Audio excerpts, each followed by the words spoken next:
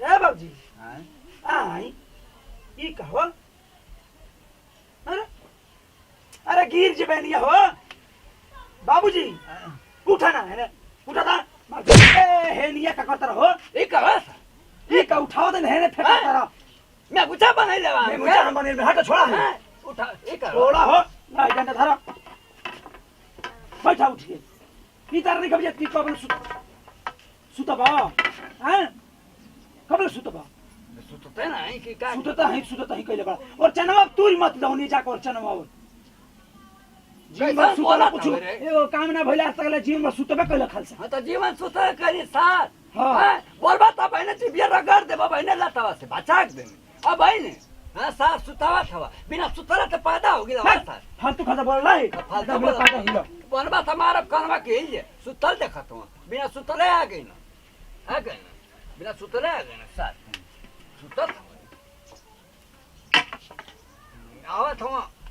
mood इतना फरेस गाना में चलो तेरे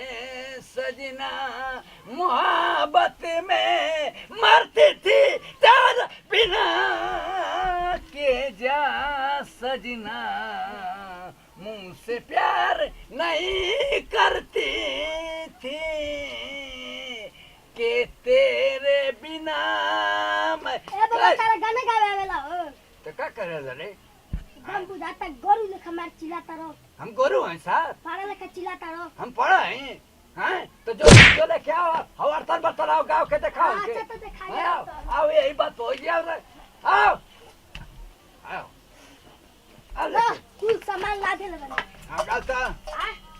गाओ हम गाई हम गलता गाओ अगर बढ़िया ना गई बा और मार के ससुर करवा बउआ देबा बहिन हैं ई सब वाले मैं कुलावा तोर डोल कह देबा बहिन गाओ गाओ आ गाओ तो देखा से गाओ हम तो देखो कितने खतरनाक गाना गा गाओ अरे ये हजारों में छन्ना कोई तेला वाला अरे ये हजारों में छन्ना कोई तेला वाला ई का करता रहो हैं गाओ हमारे जोश चढ़ाते हीरा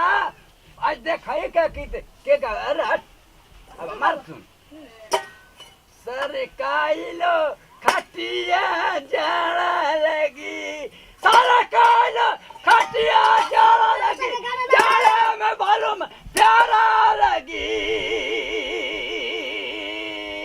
अरे हगला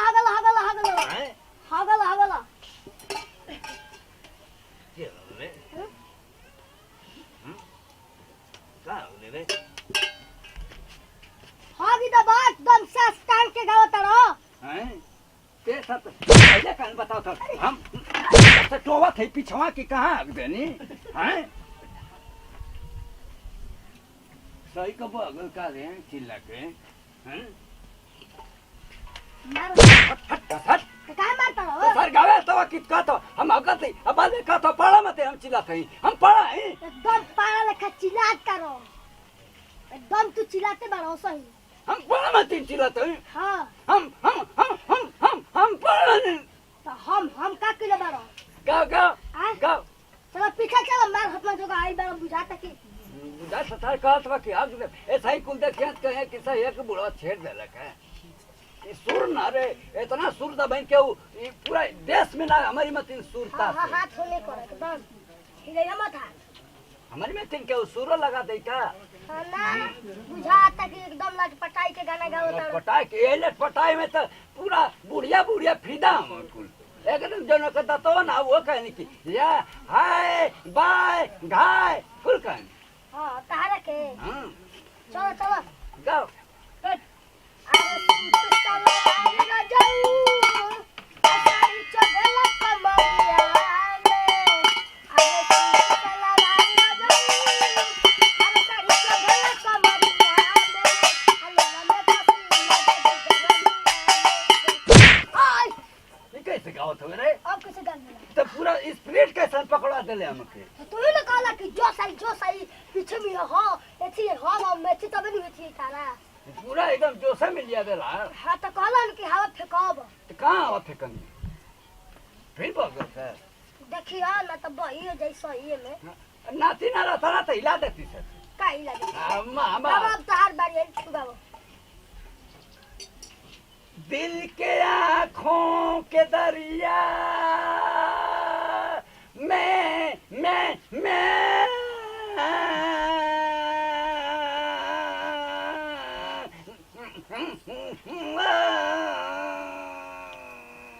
अरे पैटे में हग देबा हो से सास टाइम के दम सूर अरे सूर सूर हम तो 2 मिनट में पैटे में हम तो मुतिए दे मुतिये देव सारकन के सूर है सूर ये सूर आज तक अरे पूरा इंडिया में सूर ना होए हाँ सूर ऐसा पकवाई आई देख सूर देख पहले हम जब गावत हई तो अच्छे जानी ही जाए सूर देखबे देख सूर ऐसे अलाप अलाप आ सूर एक ऐसे ले जरा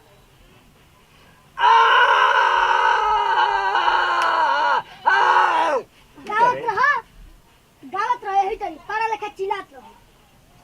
तो हमारा तो हमारा मुंह हम डलबे हाँ बता हमारा तो है ना डाल दिला हाथ से पाए के हैं हम कहीं घर का पेटवा में हमारा था या तो हंडिया पर चिल्ला हुआ था इतना बड़े सुर लगे रानी बाजू को कैसे कुछ छिटला पटल वाला हो जो तो लाइकवा में हमारी में हारा जीती रहल ससुरा कहीं जब सुर लगाई नहीं है तब के हुआ जला अटल बकिया थी ये करे बे शॉट ले फोटो रहा के उतर ले अटल बाज रे डाल तू ना हां ए कर लगा हमारे बेटे मैं उल्टा पलटा रहा हम हमार को नहीं जाती है ये हमार का केले बड़ा तो हम कनी तू चल गेले जाला खेत पूरा मुंह में उरस देला मैं मर तक तू तो पर मरला तू तो चढ़ा के बार खड़े में नती हमार नती आवाज निकाल हम कर मर्डर हो जाए बुलाइले कइल 2 मिनट में मर्डर हो हां तू मर्डर करबे करबो हम ना देखब कि बालक का मर्डर हो गल मर्डर ई अरे है हो कटा दे मारे उल्टा सीधा हो जाई बता दिए ही हां हट यो जरा ये मैं कब कदला है हो क्या कर देंगे अरे मौका तो कैसे नहीं भाई मौकत है मौका नहीं के का मौकत रे मौका था हट हम तो हटा बनी हट हट मौकत हट ये करे हैं लो अपन बात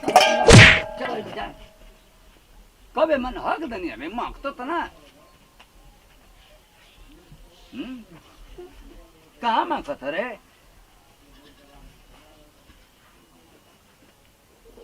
ये सर कहता हूँ कि बॉयगा कहाँ मौकत रे मौकतो ना साला कुल कहता कि हक बेले यही में है लागत है नहीं हां कहाँ रे क्या लागत हो अरे है लागत हो हटा ये भइला भील तक हगल नहीं रहता अंकल से सही कसूर ले बहना निकल ले कहाँ मौकत रे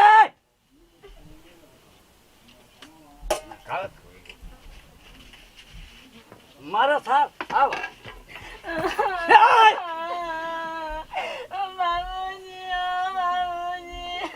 तो क्या बोले हमार पाड़ा में मार बाओ बाबूजी तोर पाड़ा लागत कि आगत मरी जाई ओ बाबूजी तोर पाड़ा कहाँ से बीमार हो गए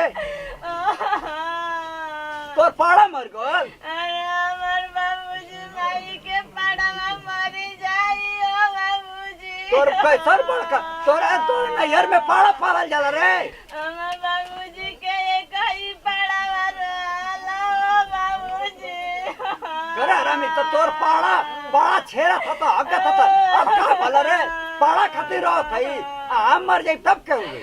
बाबूजी तुम्हारा बता कौनो बतिया नहीं के ओ बाबूजी हां ताई बड़ी अरे हट पाड़ा बंद रो हट करे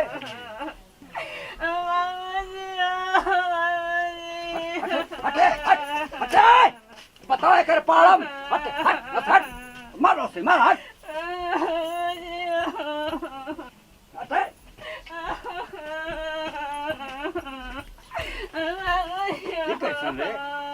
पूरा घर पर दौड़ा थी तोर पाड़ा पे मारा तो पाड़ा बंदे रोक गया रे ये मुंह दसानी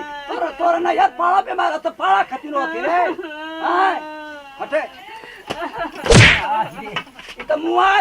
दे बेकार अरे तेरा पाड़ा में बेमार अरे धोतिया फाटा ले बाबा को अरे ककड़ा तो रे धोतिया अरे नंगा हो जाए ये तुम का कर रहा अरे मर गई हन हो तू कहानी का बतिया माना छोड़ रे अरे ग्रुप छोड़ रे बाबूजी अरे मर गई हन हो जाए दा करके क्या मर गई रे अरे कर बात का भैया बीमार हो पेट झड़ता था तेज की का बतावे के कर मैं फोन कर लिया तब तक कहती हमार पड़वा का पेट जब कमा जे पड़वा मार दे अरे ये तो औरी हमरा सीधा टह बोले ले औरी तो काहे कर एकर भाई का पार एकर भाई बीमार के एकर पड़ा बीमार अरे कर बात का भैया के नाम पड़वा हो एकर बड़का भाई का नाम पहाड़ पर बैठा के अरे में तोरे भाई का पड़ा ना मरे लेके चली हमके ए लेके चले हमके सीधा काहे ना बोले बाबूजी लगन है भाई सारा कुछ हो जी उल्टा सीधा बाबूजी बताओ हम जन के पाड़ा अग्गा तो ससुरा मार अब हमारे खत्म करिए के छोड़ लेके जो रे तू बाबूजी सुन ना तू ही लिया के चल जी तो उठे बाबा जोरे जाए रे बाबूजी अरे जो लेके जा बाबूजी तू तो औरी तबीयत खराब यार करो जोरे बापा चले जोरे चले चल चल पानी बाबूजी कुछ हो जो उल्टा सीधा तू बतिया आराम में आता कर भाई का नाम पड़ा हां अरे बड़ा कहलंबो करिया के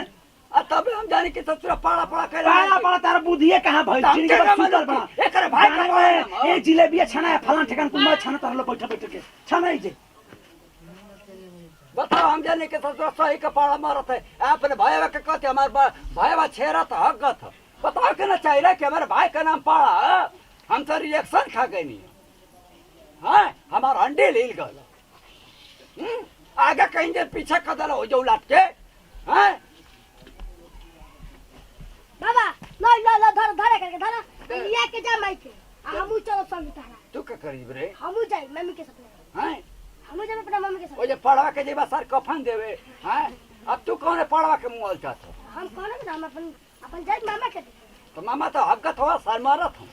जेबा तू कहा था कि पड़वा ना मत तेरे मामा का हां तेरे के छोरो लेके मत भाग कहीं छोरो लेके मत भाग हम का कर वही चढ़ा के पथुरा उखाड़ दे ही बार चले जे चिंतन जाई हो हां इहो पड़वा के देखे जाई काहे के तू परेशान कर बड़ा हो चली बाबूजी चल इहो पड़वा के देखे जाई चल के हुना चले के हुना चल चल हट रे चल हट के हुना ई करे मैं पूरा घर के आई जे बीमारी धरवाइले बड़ा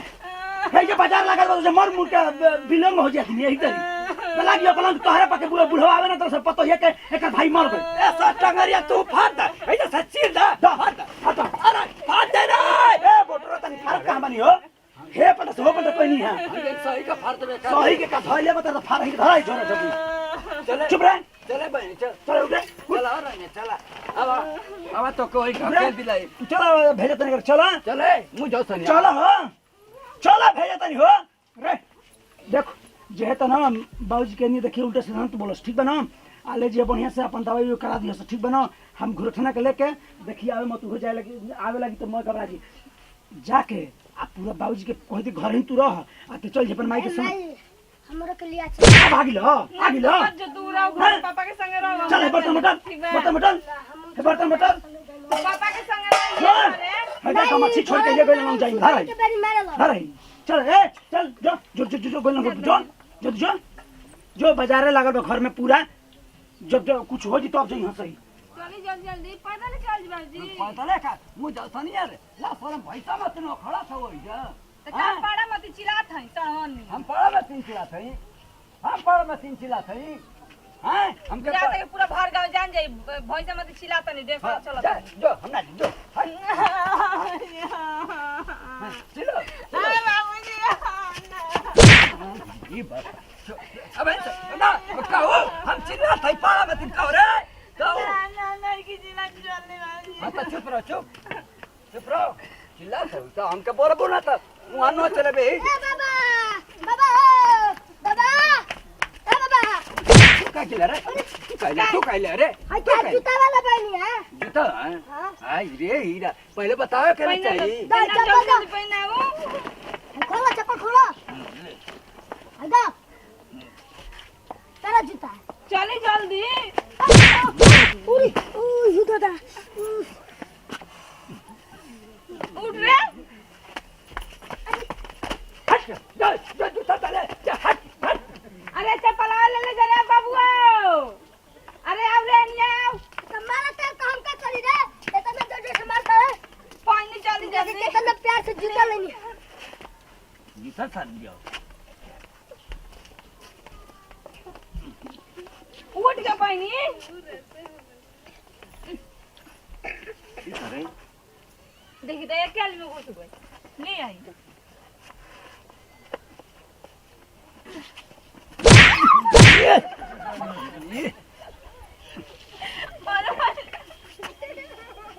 ये मुझसन मर मार करो हे जया भाई ने करा आराम हम ना दो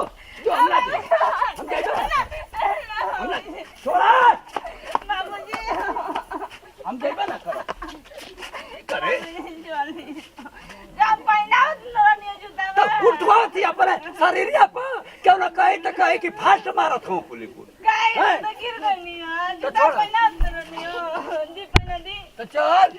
दी पहना दे हां तो पहले नहीं हट चली रह दे यही में चल पहन ले नहीं रह दे चल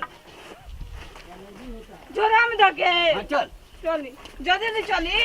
अब कितना चलनी तोरे माई के करे जा लेके चली चली जल्दी जल्दी कहाँ जाते रहो तार भैया का कौआ मार ले रहा झूठम का आदमी रोए खातिर काहे रहला का कौवा मरले रहला बोरिए बिस्तर बानी के जाते रहो का हां जाता रहनी है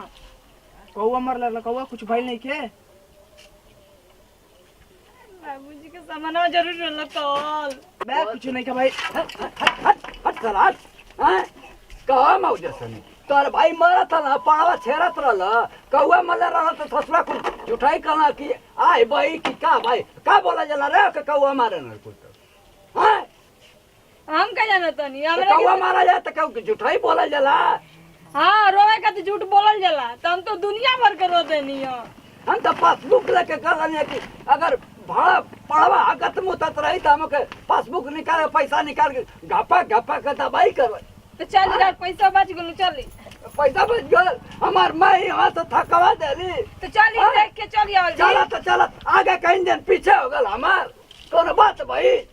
तो चली चली जल्दी देख के चली आओ जी अब का देख के चलिए हमारी इज्जत का था लगा देलू है कौआ मार देला तो कह दे कि मर गल तब से पूरा गांव देखा था कि सही हे भगवान सही एक मर जाए कर भाई उलट जाए पसार जाए चुप रह का सारा चली घर चली झोसनिया रे एकदम इज्जत का था लगा देलू तो चली ना जे तो चली घर में चली है पासबुक एकदम हमार निवाने कर हो गई जाई जरा और पैसा बच हम गेल कहने देवन कि अपन पासबुक में से नया पैसा निकालम नया नया नोट निकालो हाँ कम से कम बीमारी में तो कम आई मुँह झसौनिया रे तेरा दिरोगो मुंह तो में हमनी के निकाल के लगा दें जा चली मुंह ना राउर काम नोच के भेज दो बहन अब बहन नोच के 2 मिनट अब बहन प्रणाम कर देंगे है छोटा गोला तमाम भोजपुरी श्रोता समाज का रोल का छोटका लड़का छोटका भाई भैया जैसे प्यार दुलार आशीर्वाद बनीले बनी यही तरीके का बने रखो जब भैया आप वीडियो बनाओ का खास उद्देश्य संदेश मकसद हमने के यही चीज है भैया कि देखते बनी भोजपुरी हमने के ओकरा कौआ मारल का हाला जना के कह जाए काग मार दिले बे फलनिया तोरा भाई के तो फलनिया तोरा बाबूजी के तो ऐसे कुछ गाँव में कहल जाए तो वही के ऊपर हम वीडियो बनीले बनी आ बाबूजी के का पता बा कि मैंने कि पड़वा पड़वा जब नाम धोखा दी बोली कि हाँ ये बाबूजी का कहला के बड़का भैया का तबीयत खराब बावे चली हमरा पहुंचा दी लेके चली हसन से हाल बात तब समझ में अभी पड़वा पड़वा कह के रो रहल बे त बाबूजी का दिन जानते रहेंगे पड़वे ह तो उस बाबूजी सीरियस ना लेते रहा तब हम नहीं यहाँ तो बताई तब समझ में आइला परिवार में कि ये तरीके के बात बिया फिर उन संदेश आयल तो आदमी बता दिल कैसे बात तो ये तरीके का भोजपुरिया श्रोता समाज में होला भैया और वो सब के जानते नहीं कि हर गांव में हर घर में इस चीज़ के देखावल जाला हर चीज़ के दर्शावल जाला ताकि फिर दोबारा वो तरीके के ना होके भैया तो यही खातिर वीडियो वाला में जब प्यार दुरा सेवा छत्र छे जैसे खेसाई टू डिजिटल वाले बनल बनी यही तरह नेहा में जुगल बने रखो जा भैया और यही तरह प्यार दुला आशीर्वाद छत्र छे हमनी के ऊपर बने रखो जा ताकि बढ़िया से बढ़िया वो सबके एंटरटेनमेंट कर सकी जा बाबा पे भी वही तरह बने बन जैसे वही तरह नेहा जी पे बने रख जा वही तरह हमारो बने रखो जा वही तो घोटन जी पे बने पूरा टीम के सजा कर वो सब जितने प्यार दुला आशीर्वाद दे उतने हमनी के एंटरटेनमेंट करते रह जा और वो सबके प्यार भैया